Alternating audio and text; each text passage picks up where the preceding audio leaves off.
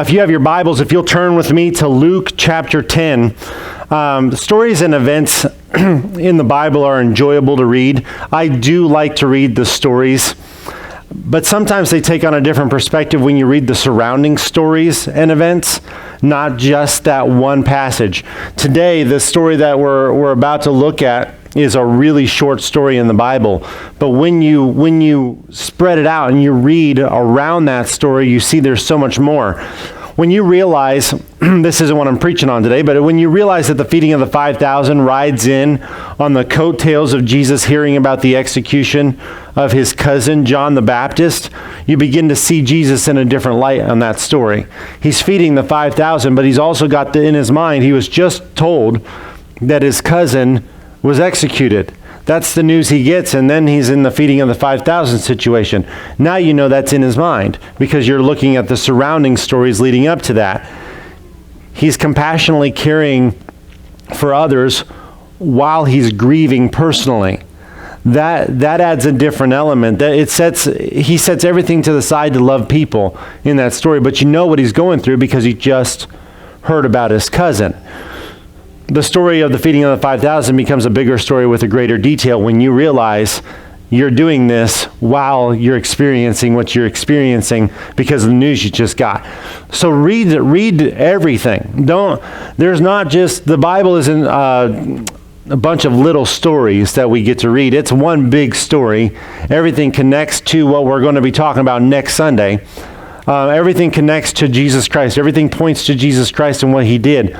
But when you look at the surrounding stories that they're all around these few verses take on a greater meaning. In Luke chapter 10, we have a story of the Good Samaritan. I want to do the same thing this morning, that if you look at the story of the feeding of the 5,000 and you put in perspective what Jesus was going through with the news of John the Baptist, you read that story differently. The story I want to look at today, I want to do the same thing, but I want to back up a little bit and look at the Good Samaritan. This is a parable about a man who was beaten and left for dead. You know, that's a popular parable. This guy was beaten and he's left for dead, and the Jewish people just walk by. They leave him there. You know, they walk by with that whole mindset, icky, and then they go on the other side. You know, they're not going to help this guy. For one, he's beaten and he's half dead. For two, we've got religious rules that we've got to follow, and we've got things to do, and let's stay away from this guy. The Jewish people end up walking by and leaving him there, but the Samaritan offers him the help that he needs. This Samaritan goes over and he helps him. But he doesn't stop there. He goes above and beyond. I do like the story of the Good Samaritan. I think the example that God gives us with this character is amazing. Let's look at, he goes above and beyond. Look at what he does here in Luke 10, verse 33. It says, "But a certain Samaritan, as he journeyed, came where he was, and when he saw him, he had compassion.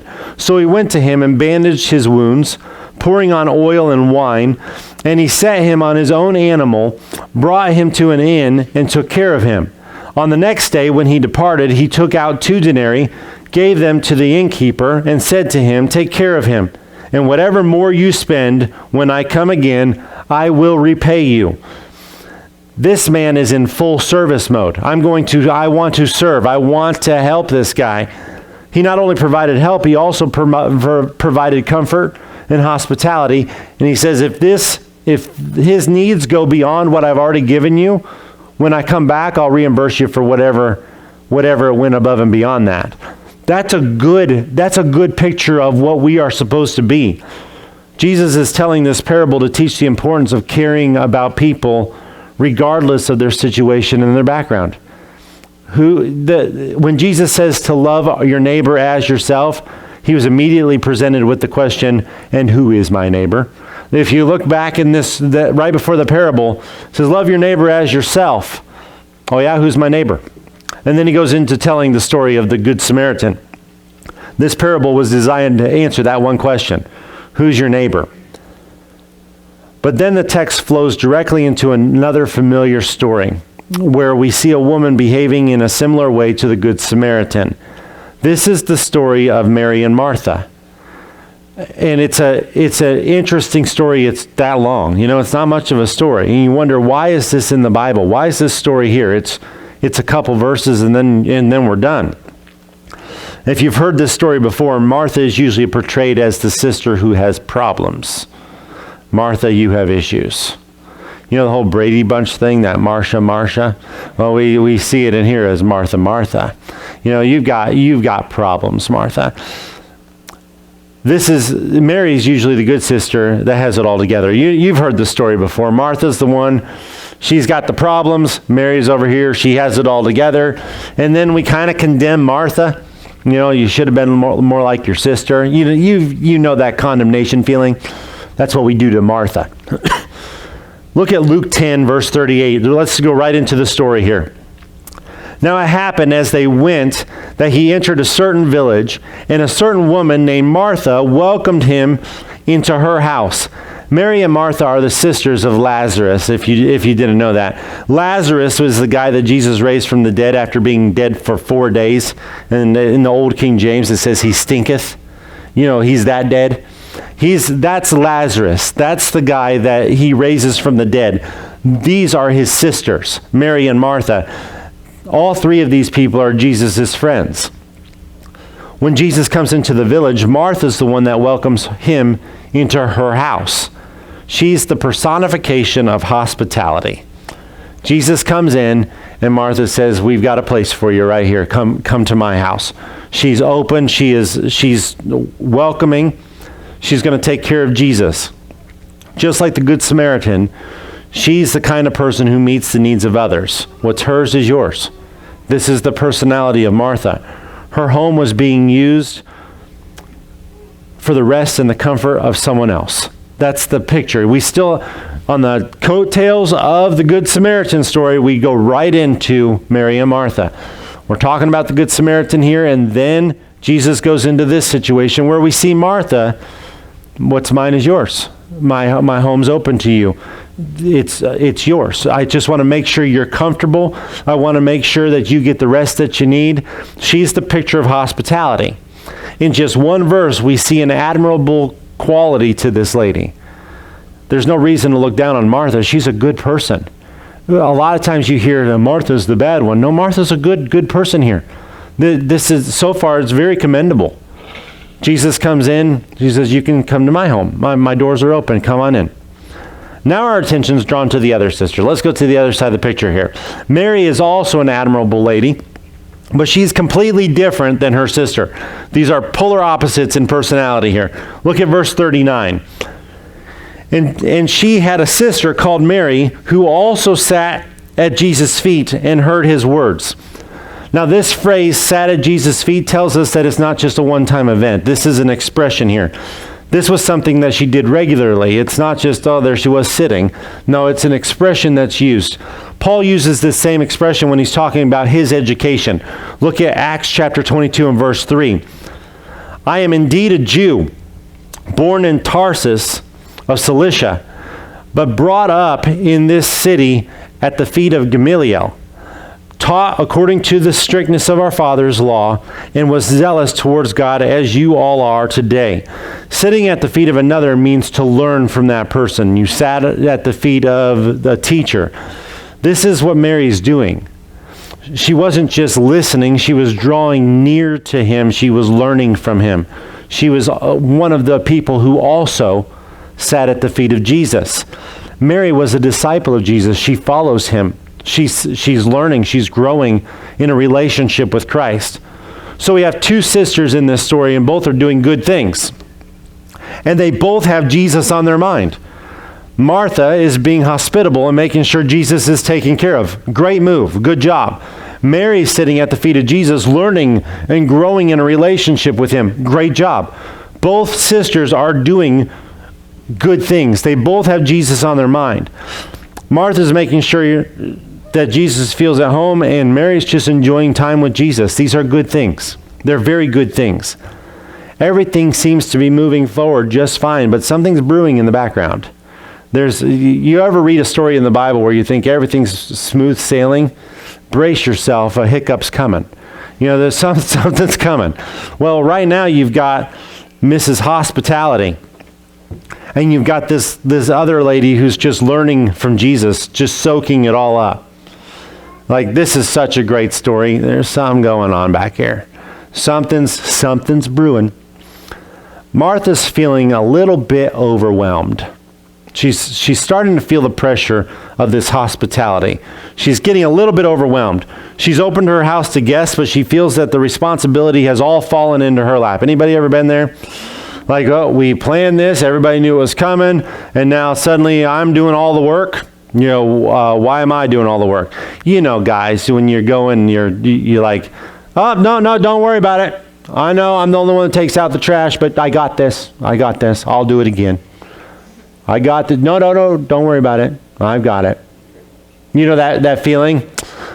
Women, you have the same problem. There's other categories. No. Everybody just make yourself at home. Anything we can get for you? I'll take care of this. Again, this is where Martha's at. She's a little overwhelmed right now. She's like, okay, we'll open up the house to guests. They're here. There's responsibilities that need to be done. Where's Mary? All the responsibility has fallen on me. Where's she at? There she is. What's she doing? She's sitting down. Good for you. You're just sitting there, Mary. This is what's brewing in the background. Martha's feeling a little bit overwhelmed. So Martha takes action. It's time for Jesus to be informed. Jesus needs to know what's going down here. Look at verse 40. But Martha was distracted with much serving, and she approached him and said, Lord, do you not care that my sister has left me to serve alone? Therefore, tell her to help me. Well, at least it was done with tact, right? She's got this. Tell her to help me. Have you ever been thrown in one of those awkward situations and tried to figure out how in the world you got there? Jesus is here. Like, oh boy, the siblings. Jesus, fix it. Like, okay, all right, I guess we're here now. You know, Jesus is caught right in the middle of this thing. Martha doesn't approach Mary. She tells Jesus to fix Mary. She's not talking to Mary about this problem. Like, no, let's go to Jesus. Jesus will tell her and she'll get up and help me. She'll do something here. Jesus is a friend of the family, but he's also their guest. This isn't usually how you talk to your guests. You know, we're here. This is all about, we're making you comfortable here, Jesus, but just to make you a little uncomfortable, I need you to fix my problem. Fix Mary. So he's found himself in the middle of sibling rivalry all of a sudden. He was just there teaching. He's just there talking. Mary's listening. And now Martha has come up. Can you fix this? Tell her to help me. Mary and Martha have two completely different personalities. Martha's the type of person that has the to-do list on her cell phone. You know, it's all right there in her pocket. She knows what's coming next. She's got it all listed there. Her calendar is filled with everything that must be done. Mary doesn't know where her phone is. I know I had one of those things. Martha's got it all listed. She's scheduled. She's that personality where I've got all this down. Responsibility. I've got it. We're going to take care of this. Mary's sitting there like, I don't know where my phone is. I had one, but she's more of a laid-back person. Mary's got this other personality here. Martha's that person who takes care of everyone else. She keeps things moving. By the way, we need those people. People who are not those people know how important those people are. Like, do you have a phone? Yeah, where's your phone? I don't know. I bought it a couple years ago, but I haven't seen my phone since. There's laid back people, and then there's the people who have everything organized, everything in a row. We kind of need those people. Martha is the one who is always taking care of everybody. She's making sure everything's moving forward. Mary's more into the person than she is doing things for the person. She's more into learning about who Jesus is than doing things for Jesus and being hospitable. By the way, both personalities are good personalities, but we've got complete opposites going on here. Both of these traits are important. Without that Martha personality, nobody eats. Nobody gets to eat. Well, who made the food? Oh, we didn't have a Martha around here. Did anybody buy groceries? No. Nobody eats. We need Marthas. We really do. Without the Marthas, nobody eats. But if everybody's moving around like Martha, nobody finds time to eat. It's important to have that other side too. We see a balance here.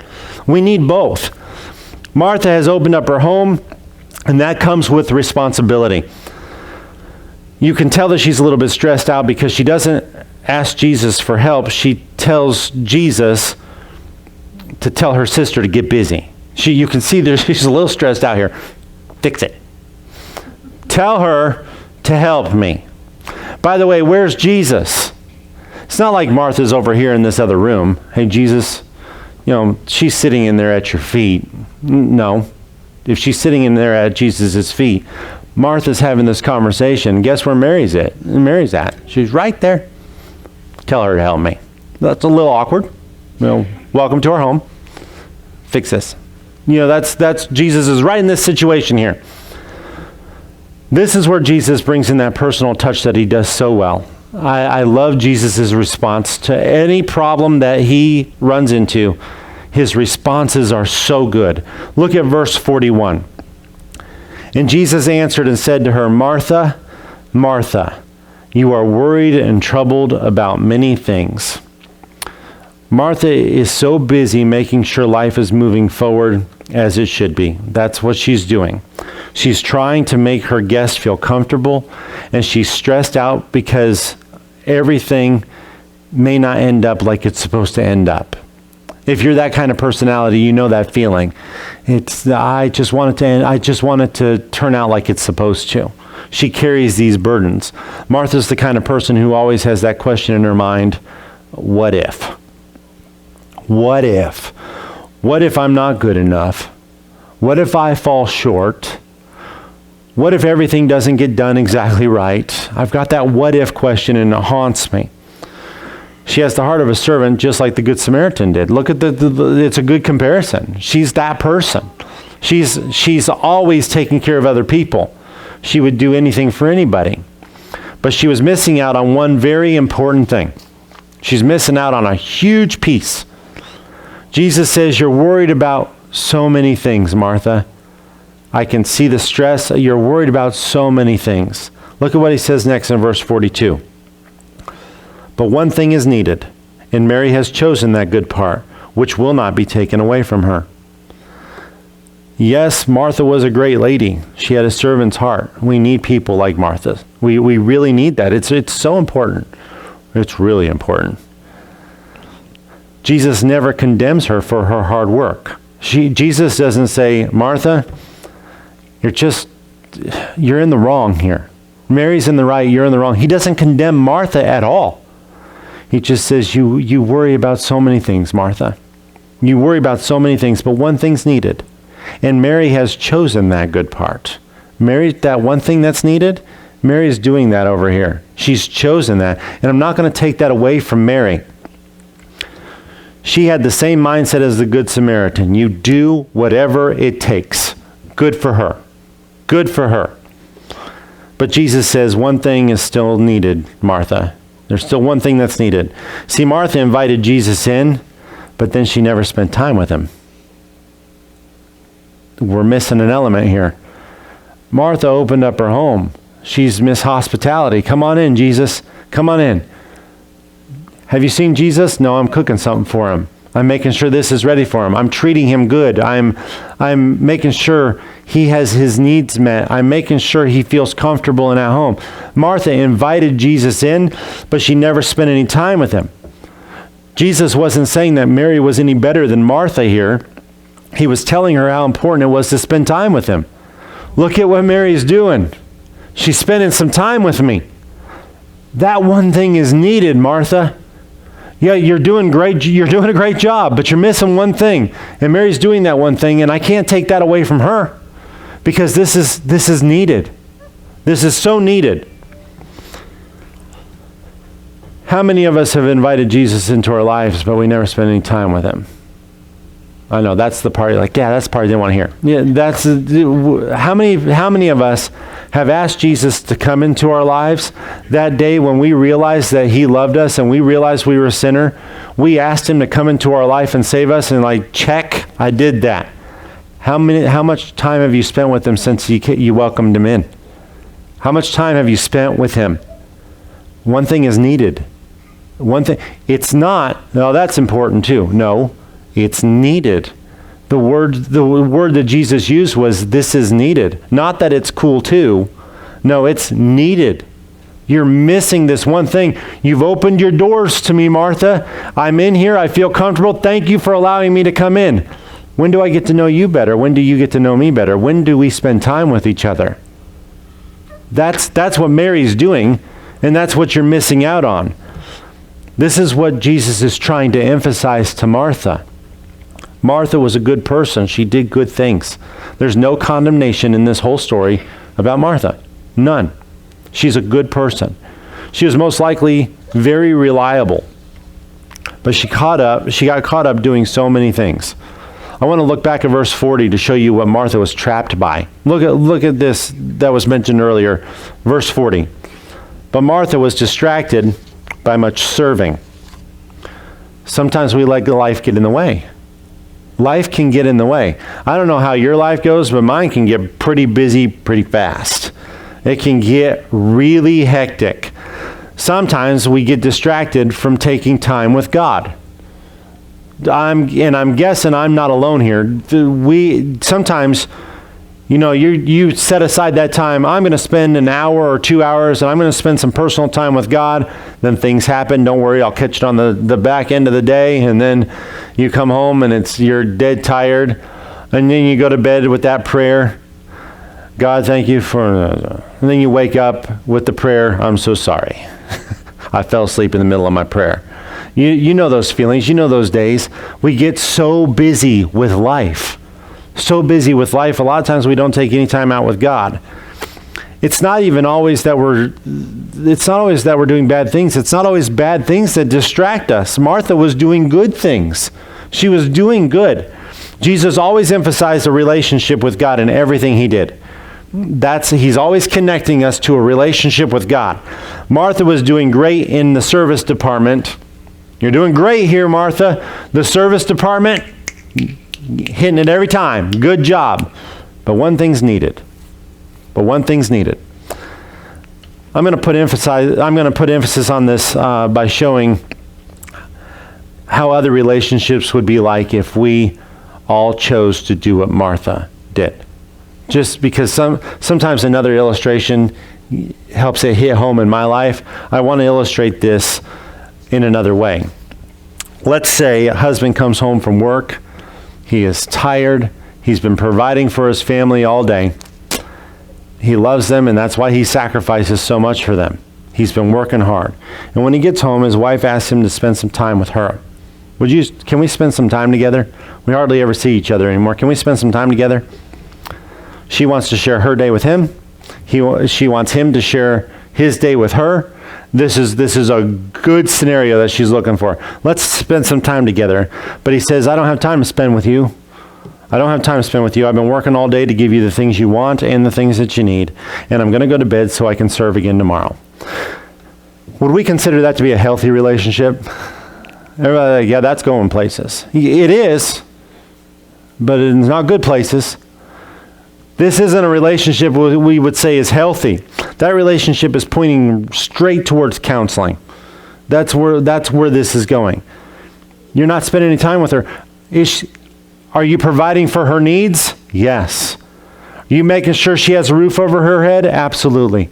Food, the kids are taken care of, they've got clothes, they've had an education? Absolutely. One thing is needed. Everybody understand how that's needed? Not just cool too. It is needed. One thing is needed. You've got to spend time with each other. You've got to do this, otherwise it's going to be a problem. Martha was distracted by the same kinds of things that we're distracted by today. She got caught up with life just like we get caught up in life. What are the distractions that pull you away from Jesus? Take it personally. Take an impersonal inventory of your own life right now. What are the things that distract you? What are the things that pull you away from time with Jesus? They might not even be bad things. They could be really, really good things. Martha was doing good things. She was doing good things for Jesus, but Mary was doing things with Jesus. There's a big difference here. Mary's doing all these good things for Jesus, and Mary is doing something with Jesus. It's ironic, but we can miss out on the importance of people in Jesus because we're so busy serving people in Jesus. That's ironic. We can miss out on so much. I see people in Jesus as important, so I keep serving people in Jesus. How about time? Do you spend any time with those people? Nope. Make sure they have food in their belly. I make sure their needs are met. I'm there every time they call. I'm there to help.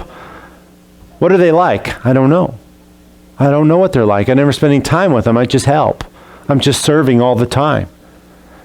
You're missing the importance of the people in Jesus by spending all your time serving people in Jesus.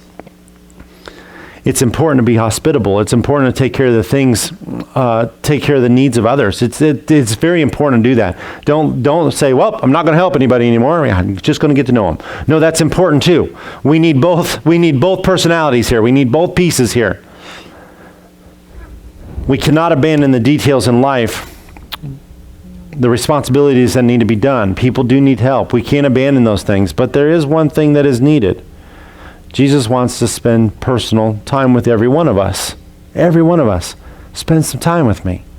Don't just keep doing a bunch of things for me. I go to church. Yeah. I put money in the offering plate. Yeah. Yeah, I do that. I do that, Jesus. Sign up for specials. Good for you.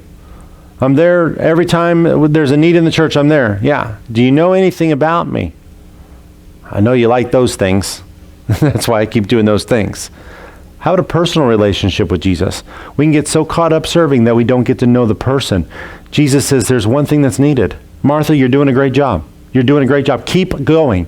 Keep doing those things. But take some time. Take some time. King David was always trying to chase after God. You see through his whole life, I mean, he's got some blips on the radar there, just like everybody does. But for the most part, King David is trying to chase after God. When he was in the wilderness, he wrote these words. Look at Psalm 63 and verse 6.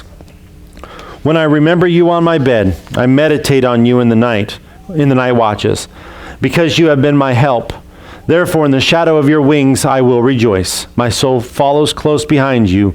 Your right hand upholds me. David had the desire to stay close with God. I want to stay close to you, God. He also knew that it wasn't just going to happen on its own.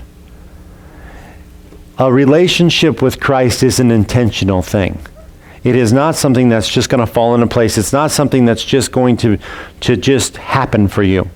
A relationship with anybody takes work. And they might say, well, that person's the nicest person out there. They'll do anything for you. What are they like? I don't know. They never spent any time with me. I never got to know them. I just know they're really nice. They serve all the time.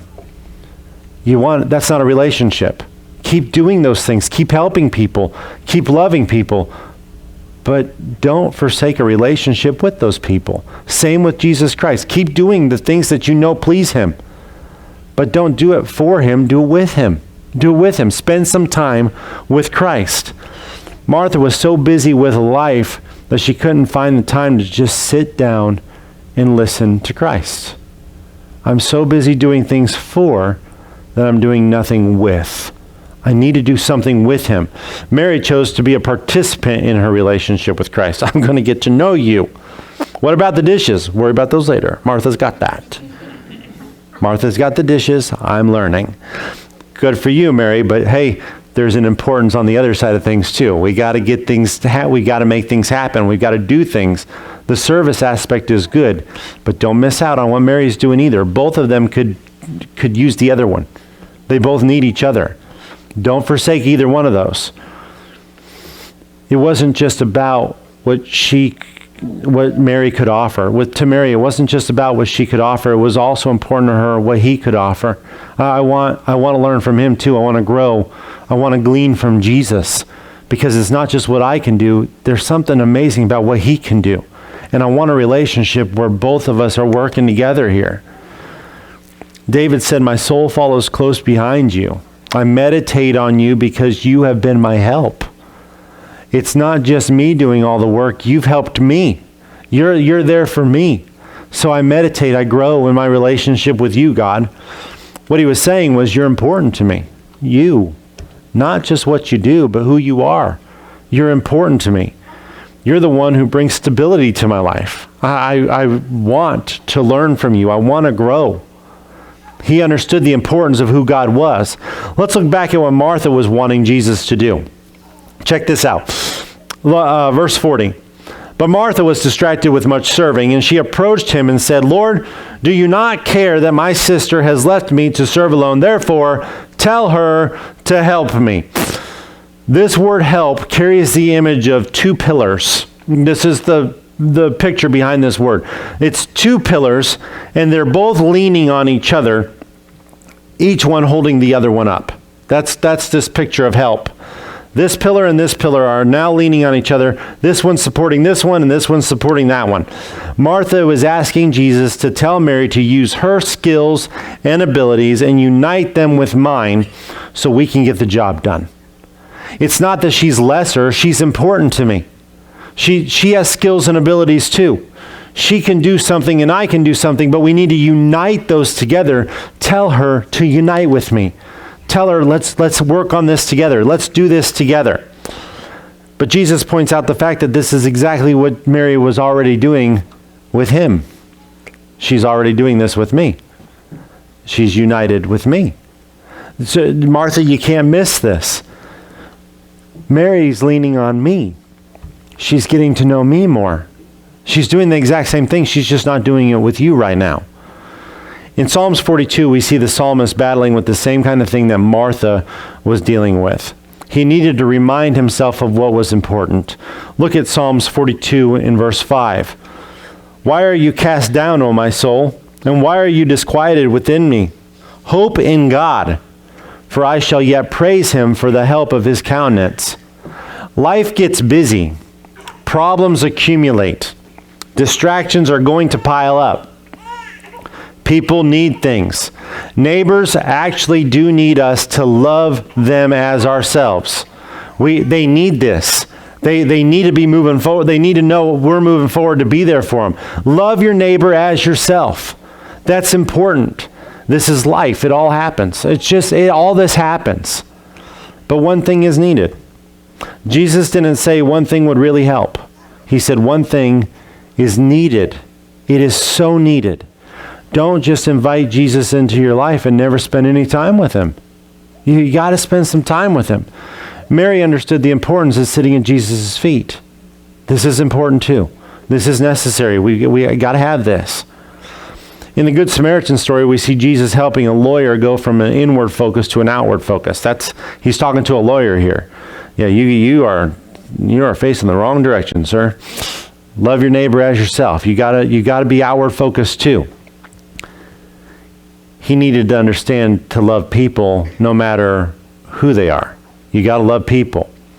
Then we see him helping Martha, who's trying to take care of her neighbors, understand that life cannot be all about service and no relationship. You got to have this too. You got to have the relationship. There's a blending that has to happen. Yes, do these things. Go to church. Read your Bible. Pray. Help support the church with your giving. Go reach out to people. Love your neighbor as yourself. Do all of that. It's important. But if you don't blend that with a relationship with Jesus Christ, you're living a life doing everything for and nothing with. There's no relationship there. You just wear yourself down. You get spread way too thin. Jesus says there's one thing that's needed. There is one thing that's needed. You can be a blessing to so many people by serving. I've been blessed by people who have done things for me unexpectedly. Wow, I didn't see that coming. Thank you for being such a blessing. You can be a blessing to so many people by serving. But we can't fail to be a blessing to other people. Don't take part of this message away and not the other part. We need both sides of this thing. We've got to carry both sides of this. People need Marthas in their life. We need to see that happen. We need that service. We need people to love their neighbor as themselves. But Martha was running herself ragged trying to do it all. She's so worn out. So Jesus pointed out that in all that she's doing, one thing is needed. One thing's needed, Martha. You need to stop. Just stop. You need to get to know me better. Stop. Yeah, but the dishes, I promise you, they're going to be there right after you spend time with me. Yeah, but what if you don't spend time with me? What about that? You're going to wear yourself down, Martha. One thing is needed. You need to stop. I used this verse last Sunday, but I find it so beneficial. I'm going to use it again. I'm using the same verse this week. Look at Matthew 11 and verse 29. Take my yoke upon you and learn from me, for I am gentle and lowly in heart, and you will find rest for your souls. Jesus says, stop. Just stop. Stop. Spend some time with me. Life gets busy. It's going to get so busy. And all the distractions are going to pop up everywhere. Things are going to try to pull you this way and that way. You're going to be distracted in life. And all these things need to be done. I understand that. But one thing is needed. One thing is so necessary. Stop. Stop. Sit at my feet and learn from me. Learn from me. We live in a society that pushes us to chase our dreams. Come on. A little harder, a little farther. Come on, you're going to be what you want to be. And you can be anything you want to be. Chase those dreams. It tells us what our image is supposed to be. That's what society feeds us all the time. This is what you're supposed to be. This is what you're supposed to look like. This is what you're supposed to wear. These are the foods you're supposed to eat. These are the places you need to go. If you're really, really cool and you're in the in crowd, then you'll be with this kind of people. You'll drink this kind of beverage. You'll do all these things. The world pushes this all the time. It puts more value on things and experiences than it does on people. It indicates that we're broken just the way we are and we need to improve. That's what the world tells us to do. Martha, Martha, you are worried and troubled about many things. It applies to every one of us also. You're worried and troubled about so many things. Stop, and take some time with me. Take some time with me. Lay down all the burdens that society has placed on you and rest. Rest. It's okay to take a breather. Yeah, but if I take a breather, what if? Martha, Martha. You are troubled and worried about so many things.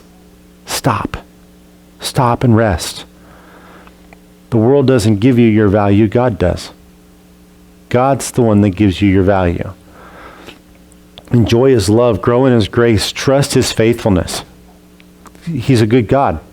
He's an amazing God. If Satan can get you to focus on everything else, you will neglect the one thing that is needed. And believe me, it can happen. I'm sure every one of us saying, yeah, it's happened. It's happened. I've become so busy that I don't take any time out with God. I welcomed him into my house, but then I haven't got to know him. I haven't got to learn. I don't spend any time with him. One thing is needed. One thing is needed. It's also a good thing. It's a necessary thing. It's got to happen. And life is going to happen and responsibilities need to be done. I get that. I understand that. But we can't neglect our relationship with Christ. So what does your life look like? I asked myself this week, oh my goodness, preparing sermons, you should try it sometime. You can carry a lot preparing a sermon. I'm just writing this sermon and like, what does your life look like? I was going to ask them that, God. I would stop, slow down. What's it look like for you? And I had to take personal inventory in my own life too. I have been so busy And yes, I'm doing good things. I'm helping other people. I'm doing so many things. And God's like, hey, well, what's your life look like right now? You were right. I was less right. I need to stop. I've got to stop. And right now, I'm just going to take out some personal time. I need to sit at Jesus' feet right now. I need some personal time with you, God, because I've been overwhelmed with life lately. So many things run over me. And I'm never going to stop doing those. And God knows that. I took the wrong job if I didn't want to be there for people. I love my job. I never want that to slow down. But you can't do all this and neglect this. You can't do that. So what's your life look like? Are you busy? That would be a resounding yes. We are busy. Are you chasing after dreams? Do you spend all your time serving but never resting at Jesus' feet? You gotta take that personal evaluation. You gotta look into your own life. Maybe you're carrying the guilt and shame, and you've been carrying it for so long, and you're trying to make that up to God by being the best you can be. Maybe that's what's going on. But if you understood who he was, you'd understand that he does not require that. I'm not asking you to be a better you. I'm asking you to allow me to be me through you. It's so much nicer when you're not trying to be a better you, but you're allowing him to be him through you. In this life, it's going to be busy. It's going to be busy. But one thing is needed. It's time to spend time with Jesus. It's time to just stop. Can everybody do that? I don't have time to stop. Well, that's unfortunate, because we're all going to stop one way or another. You might say, try that with, I don't have time to sleep. Your body will let you know. You will come to the point where you are sleeping. You might not mean to, but you'll make it. But it might be in the middle of doing something, driving. You might be in the middle of doing something service related that rest finds its way into that you don't want. God says it's important to stop. It's okay to not drive right now. It's okay to pull over and just spend some time with me. Spend some time with me. I think it's time to grow in a relationship with him rather than trying to do everything for him. It's okay to do those things. Just take time out, personal time with God. And yes, he does love it when we love our neighbors as ourselves. He does love that. But we cannot neglect to love the Lord our God with all our heart, soul, mind, and strength. A lot of times we emphasize one side of that and not the other. What was it that he said? What's the greatest commandment? To love the Lord your God with all your heart, soul, mind, and strength. And the second is like unto it. Love your neighbor as yourself. A lot of times we pick this one and we neglect this one, or we're doing this one and we're neglecting this one. God says both sides. You need Mary, you need Martha. You need both. Blend it. Don't put all the weight on one side or the other. Blend it. One thing is needed. You got to spend some time at the feet of Jesus daily. Spend time with Christ. If life has gotten so busy that you don't have time to open your Bible and learn and grow, spend some time talking with Jesus, then you need to take some things off your plate. Because that is needed. You've got to have that. Spend some time with Christ. All these other things are going to happen. Life is going to be busy. Those things are important, but one thing is needed.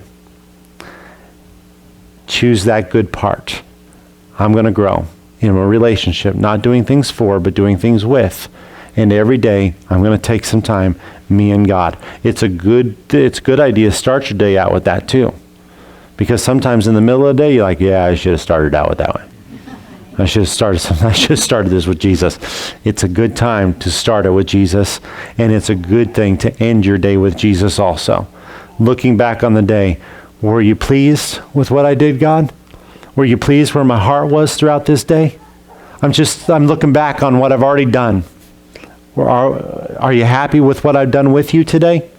Start your day out. Hey, I'm about to get out of bed, God. And that's when it gets rough. that's when it gets bumpy. So I'm about to get out of bed. And I just want to do everything I'm going to do today with you, not for you. And at the end of the day, I want to look back and I want to look over everything we did together. And I want to be happy, and I want to know you're happy too. Rest. Take time with him instead of trying to do everything for him. That one thing is needed.